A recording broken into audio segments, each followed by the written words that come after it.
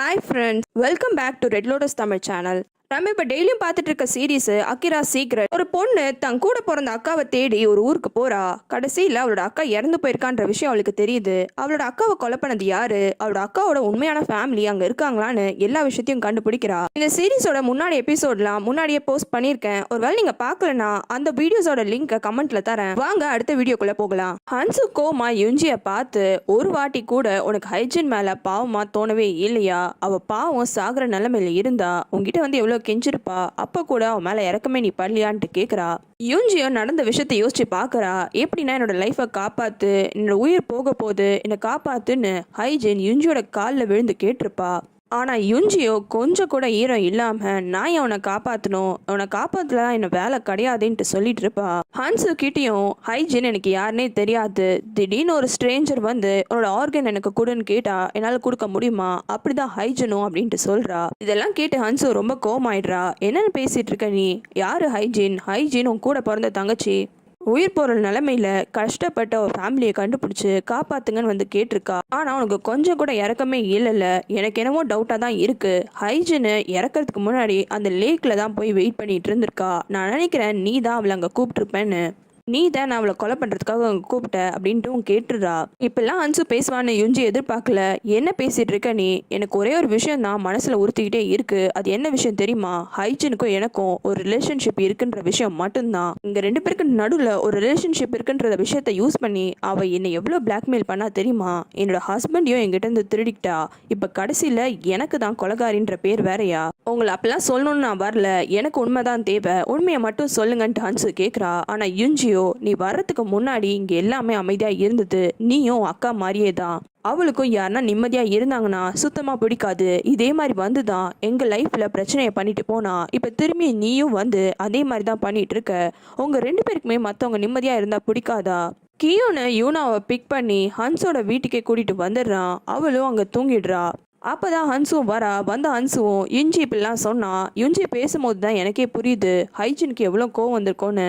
Park அந்த வெப்சைட்டை பார்த்து டிடெக்டிவ் காமிச்சு இது என்னமோ ஒரு மாதிரி இருக்கு பார்க்கறதுக்கே, எனக்கு என்னமோ டவுட்டா இருக்கு, ஒருவேளை இந்த பேஜுக்கும் கில்லருக்கும் சம்மந்தம் இருக்குன்னு சொல்றான். ஆனா பார்க்குக்கு முன்னாடி டிடெக்டிவ் நிறைய ரிசர்ச் ஒர்க்லாம் பண்ணியிருக்காரு.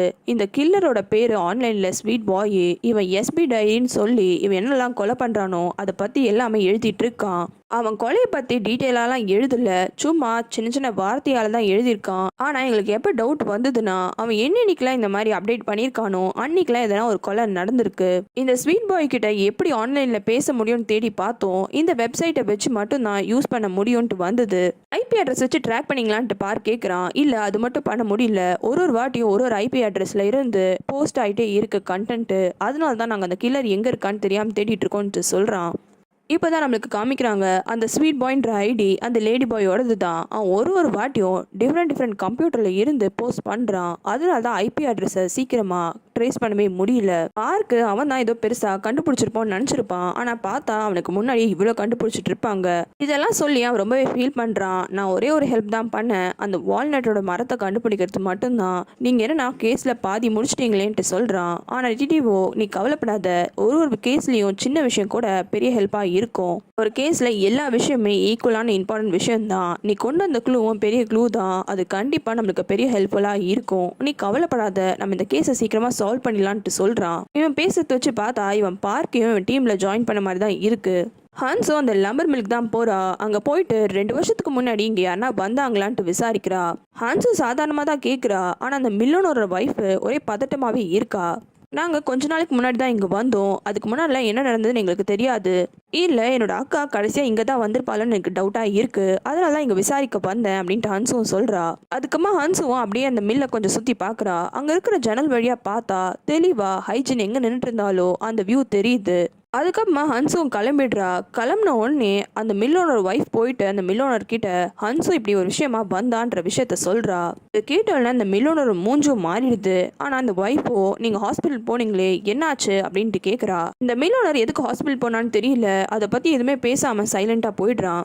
லேடி பாய் அவன் வீட்டோட பேஸ்மெண்ட்ல ஒரு தனி லெபார்டரி வச்சிருக்கான். அங்கதான் இந்த ட்ரக்ஸ் எல்லாத்தையுமே தயாரிக்கிறான். அப்ப அவனுக்கு ஹன்சு வந்திருக்கான்ற விஷயம் தெரியுது. ஹன்சுவும் அந்த வீடியோ விஷயமா தான் கேட்க வந்திருப்பா. ஆனா இந்த லேடி பாயோ எனக்கு அவ்வளோ டீட்டெயிலாம் தெரியாது, உங்க அக்காவை பார்த்தா நீங்க சந்தோஷப்படுவீங்கன்னா அந்த வீடியோ அமிச்சேன், ஏன்னா க்ளூ கிடைக்கும் தான் ஹன்சு வந்திருப்பா, இப்படி எந்த க்ளூவும் கிடைக்காதனால கொஞ்சம் சோகமா ஃபீல் பண்றா. இதை பார்த்தோன்னே இந்த லேடி பாயே ஹைஜனும் இப்படிதான் எப்பவுமே சோகமாவே இருந்தா, அவ எப்படி நான் சந்தோஷப்படுத்தலான்ட்டு நானும் ட்ரை பண்ணேன், ஆனா அவ அதுக்குள்ள இறந்து போயிட்டா, அட்லீஸ்ட் உங்களையாச்சும் நான் சந்தோஷப்படுத்துவேன்னு நினைக்கிறேன் அப்படின்ட்டு சொல்றான். ஹான்சோ எதுவும் பேசாம சைலண்டா தான் இருக்கா. நீங்க இருங்க, உங்களுக்கு எதனா கொண்டு வரேன் ஸ்நாக்ஸ் எல்லாம் சொல்லிட்டு இவன் உள்ள போயிட்டு ஒரு பீர் கேன் எடுக்கிறான். ஆனா எடுக்கும் போது ஹான்சு கவனிக்காத டைமா அந்த பீர் பாட்டில்ல சிரஞ்ச வச்சு எதையோ ஒன்று இன்ஜெக்ட் பண்ணி விடுறான். ஹான்சு அந்த கேப்ல திரும்பியும் அந்த இடத்துக்கு போயிட்டு அந்த வால்ல எதனா இருக்கான்ட்டு பாக்குறா. ஆனா இந்த வாட்டி எந்த போட்டோவுமே இல்ல. இந்த லேடி பாயும் அப்ப வந்துடுறான். வந்தவனும் போன வாட்டியே உங்களுக்கு போட்டோஸ்லாம் இருக்கிறது பிடிக்கலன்னு சொன்னீங்கல்ல, அதனால தான் நான் எடுத்துட்டேன்ட்டு சொல்றான்.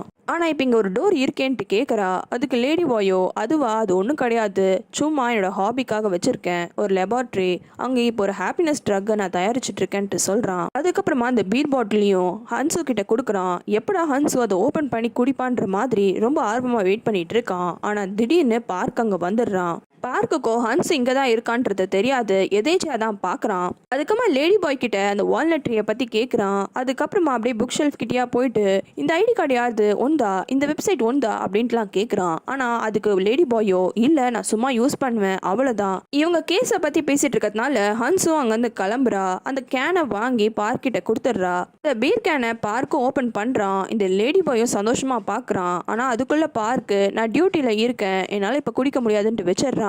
பார்க்கும் ஹன்ஸும் ஒன்னா லேடி பாய் வீட்டை விட்டு கிளம்புறாங்க. அப்படி கிளம்பும் போது ஹன்ஸு பார்க்கிட்ட அந்த லம்பர் மில்ல இந்த ஆளுக்கு முன்னாடி யார் இருந்தாங்கன்ற விஷயம் உனக்கு தெரியுமா, அந்த டீட்டெயில்ஸை மட்டும் எனக்கு கொஞ்சம் கலெக்ட் பண்ணி கொடு.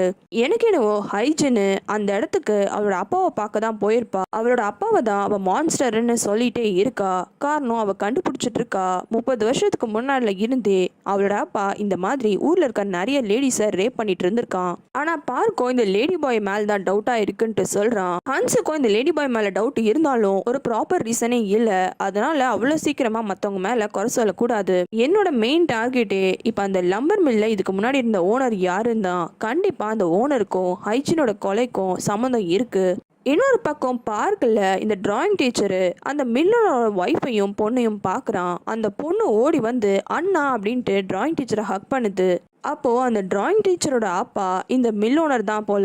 அந்த ஒய்ஃபும் உங்க அப்பாவுக்கு கொஞ்சம் உடம்பு சரியில்லை, நீயும் எங்க கூட வந்து இருந்தா நல்லா இருக்கும்ல, உன் தங்கச்சிக்கும் உன் கூட இருக்கிறதுக்கு ரொம்ப சந்தோஷமா இருக்கும்ட்டு சொல்றா. ஆனா இந்த டிராயிங் டீச்சருக்கு அவனோட அப்பாவை சுத்தமா பிடிக்காது போல. அப்பாவுக்கு உடம்பு சரியில்லையா, சரி ஓகே நான் வந்து பார்க்க ட்ரை பண்றேன் அப்படின்னு மட்டும் சொல்றான். அதுக்கப்புறமா அவனும் அங்கிருந்து கிளம்பி காயங்க பார்க்கலான்ட்டு ஹாஸ்பிட்டலுக்கு போறான். ஆனா பார்த்தா ஹன்ஸு போறாங்க, அதனால இவன் பின்னாடியே நின்னுறான். ஹன்ஸும் காயங்கோட அம்மா கிட்ட எப்படி ஹைஜின் அவளோட அப்பாவை கண்டுபிடிச்சான்ற விஷயத்த கேட்கறா. எல்லாத்தையுமே இந்த டிராயிங் டீச்சரும் ஒட்டு கேட்கறான். ஹன்ஸு கேட்டதுக்கு காயங்கோட அம்மாவும் எனக்கு அந்த ஆளை பத்தி எதுவுமே தெரியாது, அவன் ஒரு விசில் அடிப்பான்னு மட்டும்தான் தெரியும். ஹைஜின் ஊருக்கு வந்ததுக்கு அப்புறமா அந்த மாதிரி இங்க ஒருத்தவங்க விசில் அடிச்சாங்கன்றத கண்டுபிடிச்சா மேபி அது மூலியமா கூட ஹைஜின் அவளோட அப்பாவை கண்டுபிடிச்சிருக்கலாம். இன்னொரு பக்கம் அந்த ஹெட் ஆஃபீஸரு தன்னோட வேலையும் பார்த்துக்கிட்டு அந்த பெரிய பாஸை ஃபாலோ பண்ணிட்டே தான் இருக்கான். அந்த பெரிய பாஸ் ஏதோ ஒரு பில்டிங்குள்ள போறான். அப்போ இந்த ஹெட் ஆஃபீஸரும் பார்க்கு கால் பண்ணி இப்பதான் இந்த பெரிய பாஸ் இந்த பில்டிங்குள்ள போனா, நானும் அவன் என்ன பண்றான்னு பார்த்துட்டு இருக்கேன்னு போன்ல பேசிட்டு இருக்கான். அப்ப திடீர்னு சடனா பில்டிங்குள்ள இருந்து நிறைய ஆளுங்க வராங்க. வந்தவங்க இந்த ஹெட் ஆஃபீஸரோட போன் எல்லாம் கீழே போட்டுட்டு அவனை அந்த வேர் ஹவுஸ்குள்ள கூட்டிட்டு போயிடுறாங்க. வேர் ஹவுஸ்குள்ள அந்த ஹெட் ஆஃபீஸருக்கு செம அடி விழுது. ஆனா காப்பாத்துறதுக்கு யாருமே இல்ல. இந்த ஹெட் ஆஃபீஸர் ஒரு இடத்துல தான் பேசுறேன்ட்டு பார்க்கிட்ட சொல்லியிருப்பான். பார்க்கும் அந்த இடத்துக்கு வந்து பாக்குறான். கார் டோர் எல்லாம் திறந்து போட்டிருக்கு, காருக்குள்ள யாருமே இல்ல, போன் வேற கீழே விழுந்திருக்கு, ஏதோ ஒரு விஷயம் நடந்திருக்குன்னு அவனுக்கும் புரியுது. பக்கத்துல பார்த்தா ஒரு வேர் ஹவுஸ் தெரியுது. இவனும் பதட்டத்தோட உள்ள போய் பார்த்தா அங்க அந்த ஹெட் ஆஃபீஸர் செம அடி வாங்கி கீழே விழுந்து கிடக்குறாரு. ஹன்ஸும் அந்த மெடிக்கல் ரிசர்ச்சரை மீட் பண்ணி கண்டிப்பா உங்ககிட்ட ஃபேப்ரி டிசீஸ் பேஷண்ட்ஸோட டீட்டெயில்ஸ்லாம் இருக்கும், அது தந்தீங்கன்னா அது மூலியமா ஹைஜனோட அப்பா யாருன்னு நான் கண்டுபிடிப்பேன் அப்படின்ட்டு கேட்குறா. ஆனா ரிசர்ச்சரோ பேஷண்டோட டீட்டெயில்ஸ்லாம் தர முடியாது அப்படின்ட்டு சொல்லிடுறாங்க.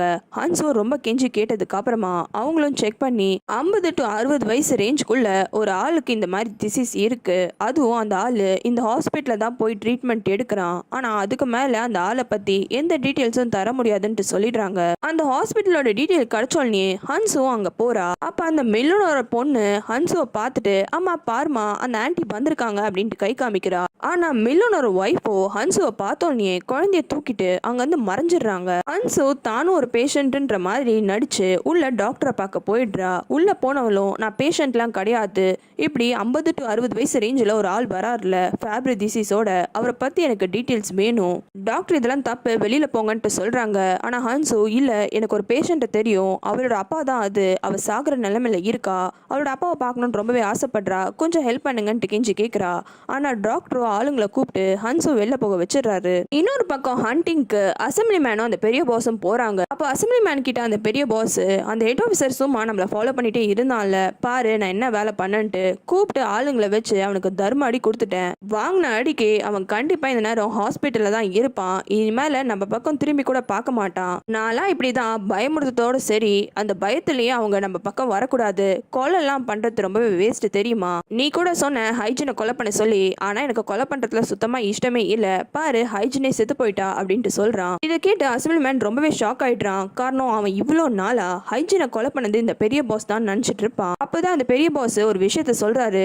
2 வருஷத்துக்கு முன்னாடி ஹைஜின் என்கிட்ட வந்தா ஒரு டீல் போடுறதுக்காக தான். நீ பேசின ஆடியோ ஃபைலை என்கிட்ட கொடுத்து அவ தங்கச்சி யாரும் கனடால இருக்காலாம், அவ எங்க இருக்கான்ற விஷயத்த தேடி கண்டுபிடிக்க சொன்னா. ஆல்ரெடி அவளே சாகுற நிலைமையில தான் இருந்தா, அவளை கொலை பண்ணி நம்ம என்ன பண்றது, அதனால தான் நான் ஹைஜினை கொலையே பண்ணல, எனக்கு இந்த மாதிரி கையில ரத்தம் ஆகிறதுலாம் சுத்தமா பிடிக்காது.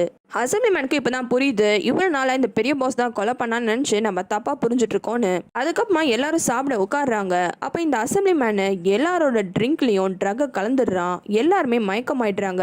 இந்த பெரிய பாஸும் தூங்கிடுறான். ஆனா இந்த பெரிய பாஸோட அசிஸ்டன்ட் மட்டும் தெளிவா இருக்கான். அந்த அசிஸ்டன்ட்டை வா நம்ம போலான்னு சொல்லிட்டு இந்த அசம்பிளி மேன் கூப்பிட்டுட்டு அங்க வந்து கிளம்பிடுறான். அந்த காட்டு பகுதியில யாருமே இல்ல, இந்த பெரிய பாஸ் மட்டும் தான் தனியா தூங்கிட்டு இருக்கான். கொஞ்ச நேரத்துக்கு அப்புறமா தான் கண்ணை திறந்து பாக்குறான். பார்த்தா யாருமே இல்ல, அந்த காட்டு பகுதியில தனியா மாட்டிக்கிட்டான். உங்களுக்கு வேற சீரிஸ் பார்க்கணும்னா கமெண்ட்ல சொல்லுங்க.